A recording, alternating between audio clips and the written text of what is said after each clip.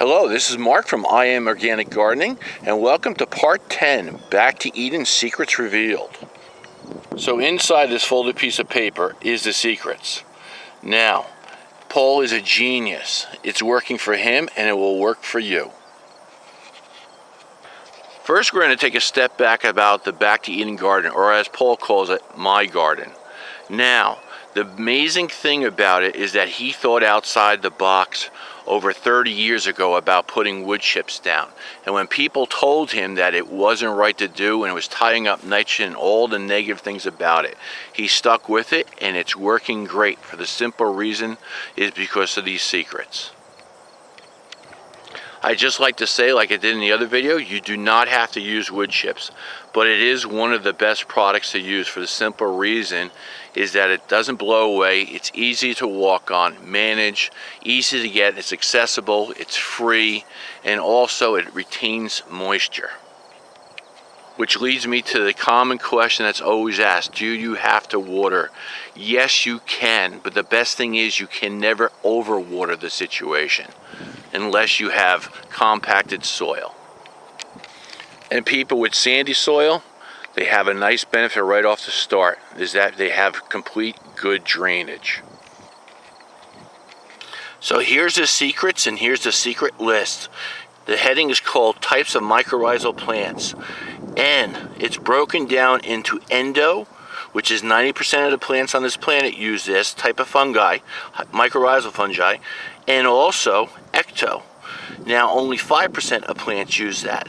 Now all these plants get together, they work together to make each other healthy, to share nutrients, to share water. They do not wish to be planted alone. You are better off planting multiple species of different things together to have a healthy garden.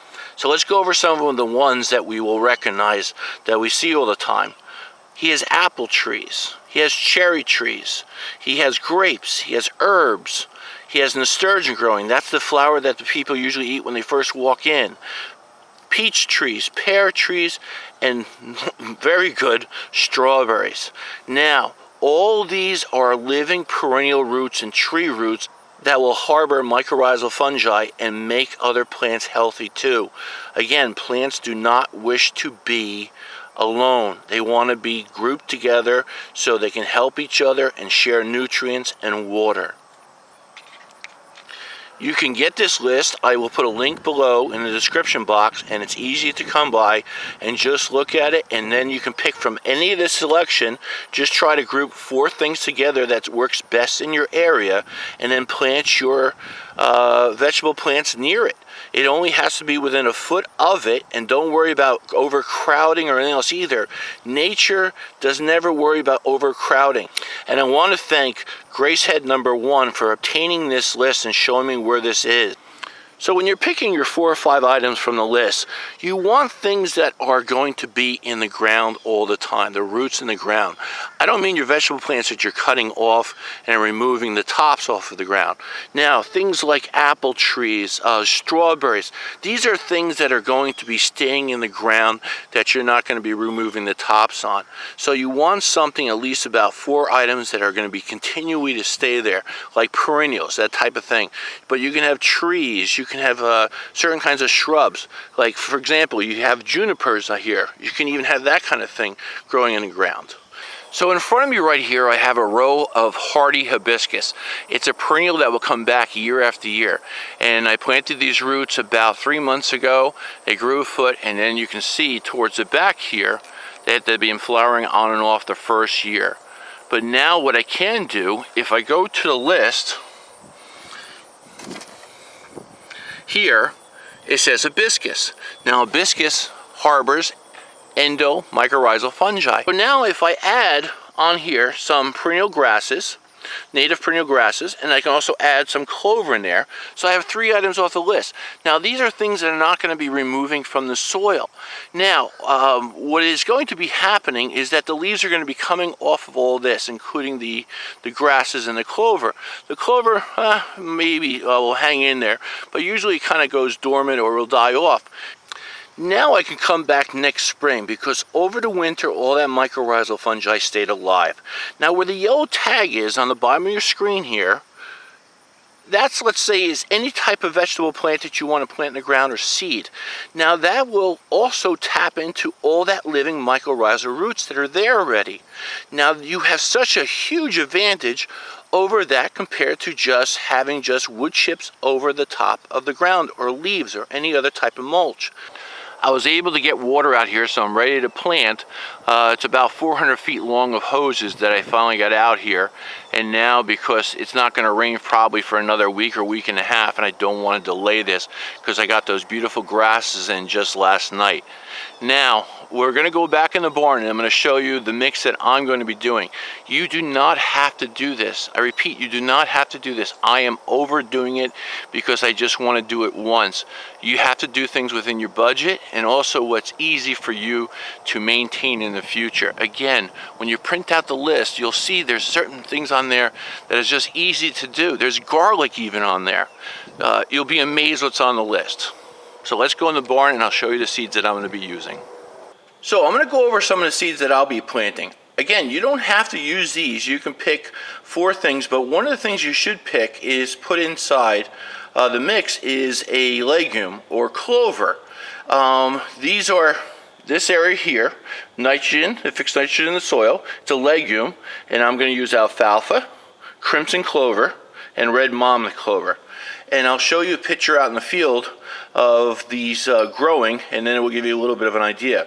Now, a lot of the confusion out there between winter rye and ryegrass or annual ryegrass. Winter rye is a grain, and that will grow about 7 feet tall. I'm going to keep cutting it so it stays at a foot tall, but it's the only thing that stays green in the winter time to feed the soil food web, and that's what I want to try to do. Now, the annual ryegrass is just your regular lawn seed, that type of thing.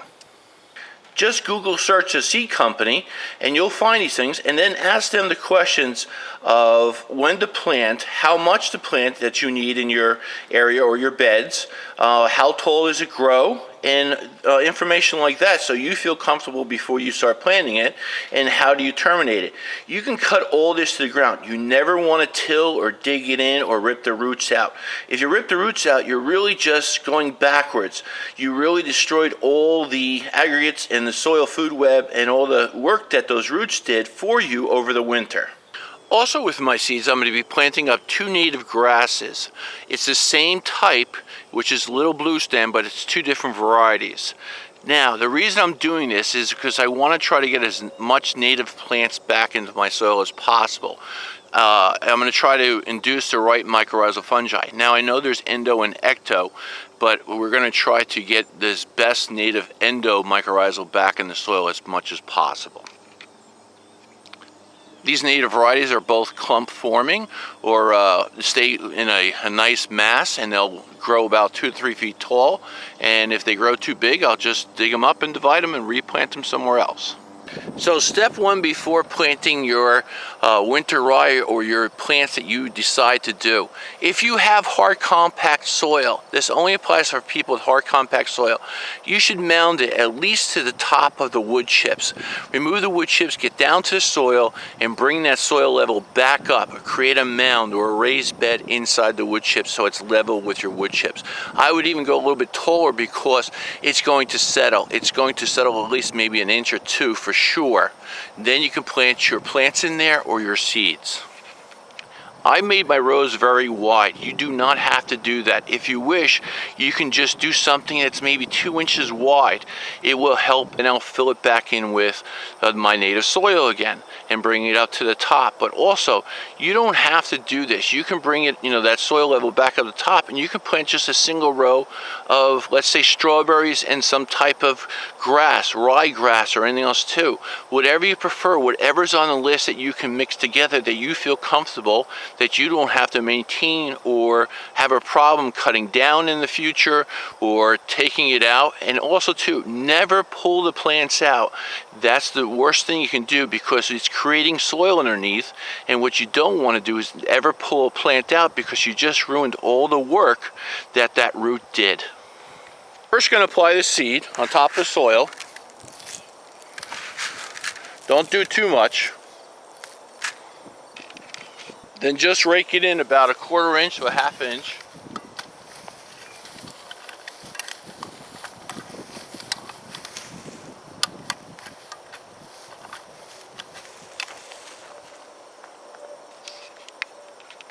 Then I'm going to plant my native grass at the back of the row, because in front of the row, about 1.5 foot in front, that's where I'm going to plant my vegetables after everything grows.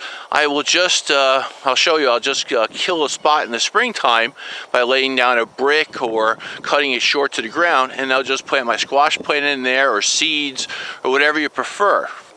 Now I have this beautiful area that's going to be growing roots all winter long, especially the winter rye, because that stays green all winter. The clover will come and go, and so the other legumes, but they will pick up early in the springtime, and so will the perennial grass and come back. Now again, be just very careful winter rye. If you're cautious about doing this, again, just try a little spot. You don't have to do a big area like I am. I just have been doing it for a while, so I feel confident about it. And again, try maybe 5 feet or 10 feet in your garden someplace and see how it goes the first year, how you can manage it, and then go from. You don't have to do rows in your garden. You can do circles, at least 2 feet wide, and plant them up with a couple different things. And then the outside of the circle, facing towards the sun, is where you're going to be planting your vegetables for the coming year. So that's going to take care of things. Again, just have fun with it. If you're doubting this in some reason, just try a small part at first, so you get the hang of it and see how it does, and compare it to the rest of your garden, and then you'll move on. And like I says, this is something that I know will work. It has been working for Paul for a long time, and again, I wish I had done this first when I first started. I tried to, but again, I should have done the raised mounds first. That was the key that I was missing above my hard soil. So if things are working well for you in your garden and you're not doing this, fantastic. Now, if it's not, maybe give this a try. We all learn from each other. There's so many people that have been writing into me, and I'm learning from all you kind people out there of what to do and how to do things, and I'm keeping an open mind, and it is working, and I'm seeing it, and I see what Paul is doing, and then all these things are coming together now and are making sense. When I'm standing here right now, I feel like I'm starting all over again, but also too, and now I know it's the fall time, but what was I thinking? And I'm laughing at myself hysterically. What was I thinking about covering, just putting wood chips down and leaves down as a mulch, and everything's going to grow great next year? I don't have a living root in the ground, so how can the soil continue to be healthy over winter when nothing is growing, or there's no living roots in the ground? Yes, the roots that are there, the leaves will fall off except for the winter rye, but the root is still there. Paul still has his apple trees there. Those roots are sending out mycorrhizal fungi all winter long, and growing and being healthy and reconditioning the soil and getting ready for next spring. If we remove everything, or hopefully you don't pull it out, that you just cut it close to the ground, what do you have living there that is a living root of a plant that you didn't cut down or pull out?